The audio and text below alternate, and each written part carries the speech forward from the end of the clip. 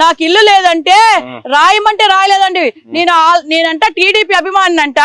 TDP అభిమాని, నేను TDP వాళ్ళకి ఓటేస్తానని వైసీపీ ప్రభుత్వంలో రాయలేదండి. మా అమ్మగారికి 45 ఏళ్లకి డబ్బులు 18,000 అన్నారు కదండి.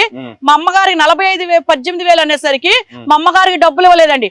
డబ్బులు ఇవ్వలేదని సచివాలయ సిబ్బంది మీద ఇల్లు గట్టిగా అడిగిందని జగన్కి వెళ్ళి చెప్తావా అన్నాడు. జగన్కి వెళ్ళి చెప్తామన్నా మేము అనేసరికి మా అమ్మగారిని జగన్ గారు రమ్మన్నారని జగన్ ఆఫీసు తీసుకెళ్లి డైరెక్ట్ జగన్ గారి ఇంటికి తీసుకెళ్లారండి. జగన్ గారి ఇంటికి తీసుకెళ్లి అమ్మ నీకు డబ్బులు వచ్చినాయి, ఇదిగో చెక్ అని ఇంత పెద్ద చెక్కు చూపించాడండి. చెక్ ఇచ్చాడు కానీ డబ్బులు ఇవ్వాల. ముందు ఆ డబ్బులు ఇవ్వు జగను నీ ఇంటికి మా అమ్మని పిలిచా, గార్లపాటి కనకదుర్గ పేరుతో సహా చెప్తున్నా నేను. నీ ఇంటికి పిలిచి మా అమ్మకి డబ్బులు ఇస్తానని నువ్వు చెక్కు కూడా ఇచ్చావు.